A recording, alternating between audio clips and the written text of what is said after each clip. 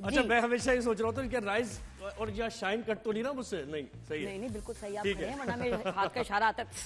इधर बिल्कुल DOPs control कर रहे हैं हमारी मूवमेंट। जी हाँ, जिस तरह इंडियंस की मूवमेंट और हर हरकत जो है कंट्रोल कर रही है हमारी नजर रखे हुए हैं हमने ऐसी नजर रखी हुई है कि सोच है आपकी। हाँ, और पानी के अंदर भी नजर कुछ अच्छा नहीं, इस पे यहाँ गाना पे इंडिया को सुना दे, जहाँ तेरी ये नजर है मेरी जान मुझे खबर है, मुझे खबर है, बच ना सके कोई आए जितने लंबे हैं हाथ कितने हमारे।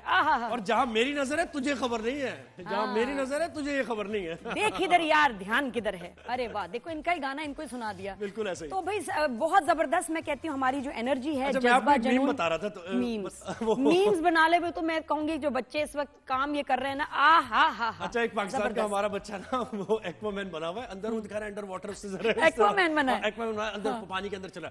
वो कह रहा है कि मैंने पल्ला मच्छी की इन्फेंट्री बेच दी है जो कि पाइपों से पानी खोलेगी, और भारत की मजाल है जो पानी बंद करते हैं हमारा। एक स्क्वाड मैंने डबरा मच्छी का भेजा है, एक पल्ला मच्छी का भेजा है। शाबाश, मतलब बात सही है, सही बात है। और पता है हालांकि कुछ लोग, मैं किसी में शो में सुन रही थी कि जी देखिए ये मीम्स जो हैं ये फनी नहीं होती हैं, आपको नहीं कि भाई चक्कर ये कि ये जो वॉरफेयर है ना, ये जो सोशल मीडिया ऑनलाइन चल रहा है, इसमें एक अंदाज ये भी है, मीम से आप वो कुछ कह जाते हैं जो आप मतलब कितनी बदतमीजी और सीरियसनेस से नहीं कह सकते, और थोड़ी सा उससे मेरे ख्याल मुझे लगता है हिम्मत और ही बढ़ती है। थोड़ा सा लाइट करना चाहिए, टेंशन में होता है ना कि कोई ना कोई पुप्पो आके लाइट बात करते हैं, मीम से तो ये हम इसलिए थोड़ी सी लाइट बात करते हैं। इसलिए हम बनाते हैं क्योंकि ये ऐसी है बिल्कुल कि कल पेपर है और आपकी तैयारी पूरी है, बिल्कुल, तो बच्चा कितना पुरसुकून होता है, दूसरे को भी छेड़ा होता है, ये भी करो क्योंकि उसे पता है कि कल पेपर है, मेरी तैयारी है।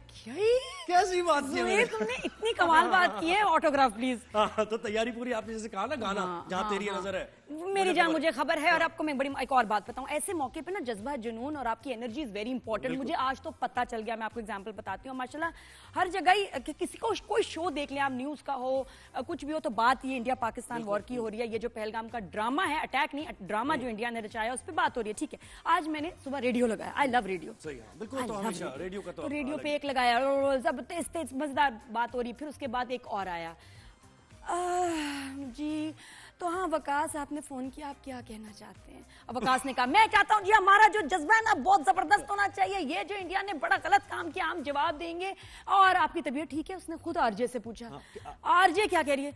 वो मेरी नींद पूरी नहीं हुई है, मेरा गला भी खराब है। वकास अच्छा वकास और क्या कहना चाहते हैं? जी मैं चाहता हूँ आप ये गाना चलाएं और अल्लाह हम सबको सलामत रखे, हमें हिम्मत दे, और आपका जो है गला ठीक हो जाए और आपकी नींद भी पूरी हो। उसके बाद शुक्रिया वकास, और 3 गाने उसने चला दिए, इसका मतलब वो सो गई। उसके टेंपो मैच नहीं कर रहा। उसने कहा मैं अपनी नैप ले लूं। तो मुझे वहां पता चला कि देखिए ये जो एनर्जी है ना, जो हमारी एनर्जी है, ये जरूरी है कि आपके मतलब ये आरजेस में या एंकर्स में एनर्जी हमारी तो इतनी हम बिजली पैदा कर रहे हैं। आपको मैं बताऊं कि इन्होंने जनरेटर वेटर खत्म करके ना हमें तारे लगा देंगे। आपकी एनर्जी आप रिलेट कर रहे हैं, हम आपसे रिलेट कर रहे हैं, ऐसे ही होता है ना। चैनल हमें आपको पता है तारे लगा रहे हैं ताकि पूरे ना हम स्टूडियो को रोशन करें हमारी एनर्जी से। माशाल्लाह ये चाहिए। ठीक है, तो ये मजे की बात है। खैर टॉप स्टोरीज भी हमें बतानी है। इसके साथ साथ DGISPR लेफ्टिनेंट जनरल अहमद शरीफ साहब ने प्रेस कॉन्फ्रेंस की कल, और उसमें उन्होंने वाज़ेह तौर पर तमाम तर सबूत दिखाया। उन्होंने कहा कि भारत तो उसके पास तो कोई सबूत है ही नहीं, वो तो एक ड्रामा रचा है उन्होंने पहलगाम का, लेकिन हम आपको बताते हैं कि सबूत होते क्या है।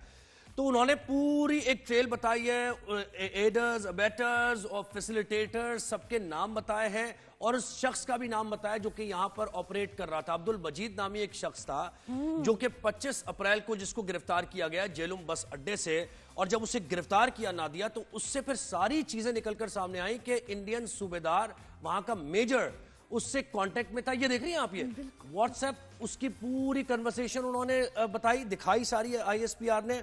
इसके साथ साथ वो जो आवाजें, ऑडियो जो मैसेज, ऑडियो बहुत खौफनाक है, लगता है किसी की मूवी की है कि is it real in its real. बिल्कुल जो फिल्मों में देखते हैं ये रियल में ऐसे मतलब हो रहा होता है। और क्या पकड़ा इंडियन सूबेदार उस अब्दुल मजीद से कह रहा है कि मुझे पाकिस्तान में खून चाहिए, मुझे पाकिस्तान में लोग मरते हुए देखने, आम आदमी का खून चाहिए, वहां आप बॉम्ब ब्लास्ट करें। हम ये दिखाना चाहते हैं कि पाकिस्तान में, इंटरनेशनली हम ये दिखाना चाह रहे हैं कि पाकिस्तान में दहशतगर्दी हो रही है, तो आम आदमी का ब्लड उसको चाहिए। यानी किस किस्म के ये लोग हैं आप मुझे बताएं। सर्विंग सूबेदार है वो, जिसकी कन्वर्सेशन इस अब्दुल मजीद के साथ जिसको गिरफ्तार किया है। फिर ID कैसे बनाते हैं, बॉम्ब कैसे बनाते हैं, ये सारी वीडियो उसने और भेजी है उसको। मैं कहती हूं हर मजहब से पहले आपका आती इंसानियत, ठीक है ना, इंसानियत कहाँ है इन लोगों में, शर्म नहीं आती। लेकिन फिर भी मैं कहती हूँ कि जंग शुरू हो गई है, जंग शुरू हो गई है। और किसके दरमियान है?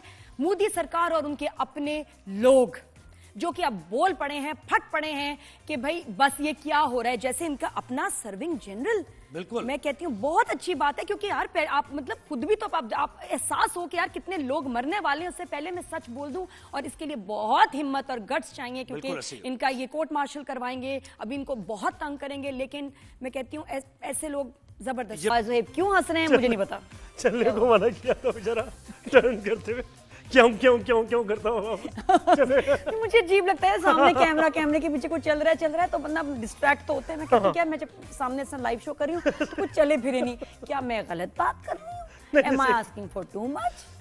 घूमा ऐसे ना, जैसे मुझे क्यों की कभी जो ऐसे आए ना, पहियों आगे आए, पहियों पीछे चले गए, पिछल पैरी की तरह जो है हमारे शाकिर भाई, पीछे पैर मुड़े उसकी और वो पीछे करके सर झुका के निकले। मैं इशारा किया चलो नहीं लाइव टाइम हमारे पास कम। अच्छा, एक और चीज, अलीज़े शाह की बड़ी इस वक्त सोशल मीडिया पर वायरल हो रही है चीजें, और उन्होंने फिर रिस्पॉन्ड भी किया। अच्छा, वो जो इनके याद है ना, हमने कल बात की थी कि उन्होंने कहा मैं सोशल मीडिया को जानूं से मत करें, मिलियंस के जो फॉलोइंग। अच्छा, जब उन्होंने इस टोन में बात की और लिखा वो अपना सोशल मीडिया पर, तो लोगों ने क्या किया कि उनकी मदर से राब्ते शुरू कर दिए।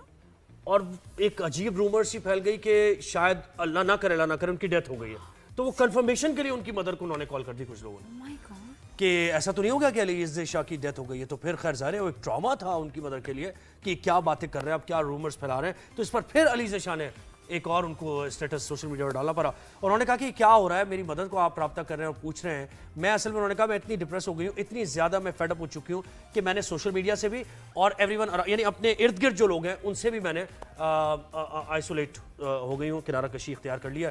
तो बहुत ज़्यादा वो इस वक्त टेंशन में है।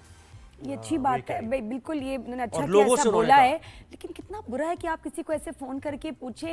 लेकिन अगर फिर इसका दूसरा पहलू ये है कि किसी ने अगर बोला, उनको र्यूमर आया, अच्छी बात है, कंफर्म भी करें। लेकिन ये कि वो पेरेंट्स से नहीं, फिर किसी और आसपास के जानने वाले से बात करते हैं, क्योंकि पेरेंट के लिए तो ये बहुत खौफनाक बात होती है। लेकिन ये आपकी वाकई ये आपकी जिम्मेदारी है एज अ एंकर, जर्नलिस्ट, जो भी एज अ ब्लॉगर कि आप पहले कंफर्म जरूर करें, वरना सोचो कि वो खबर चला देते और कितना डैमेज होता। क्योंकि आजकल लोग कंफर्म भी नहीं करते, खबरें चला देते। हमने सुना है, हमारे जराये ने ये कहा है, और बस उसके बाद। और मतलब आप क्या समझ रहे हैं, सोशल मीडिया सारी जिंदगी है कि अगर किसी ने क्विट कर दिया है due to any reason, quit कर दिया, तो आप क्या समझ, जिंदगी खत्म हो गई उसकी? भाई ऐसा नहीं है। सोशल मीडिया अभी आया है, ये 15 साल की कहानी है ज्यादा। 15 साल पहले भी लोग जीते थे, रहते थे, एंजॉय करते थे, हंसते थे, बोलते थे। तो अगर उन्होंने क्विट कर दिया, आप समझ रहे पता नहीं कहाँ वो पहुंच चुकी है। अल्लाह ना करे कि उनकी हालत ऐसी हो गई कि ना आप डेथ तक का सोच लिया आपने उनकी। तो खैर उन्होंने कहा भाई मेरी मदर को राब्ता ना करें, प्लीज आप हमारी परेशानियों में इजाफा ना करें। अगर हम कुछ प्रॉब्लम का शिकार हैं तो वो ज़ाहिर हल भी हो जाएंगी। तो ये उन्होंने दोबारा करना पड़ा। मैं जिनको बहुत ही ज्यादा तकलीफ है ना, उनको मैं जुहेब का नंबर दे रही हूँ। जुहेब ऐसा सीधा करेंगे ना आपको। बस मैं तो खैर रिसीव नहीं कर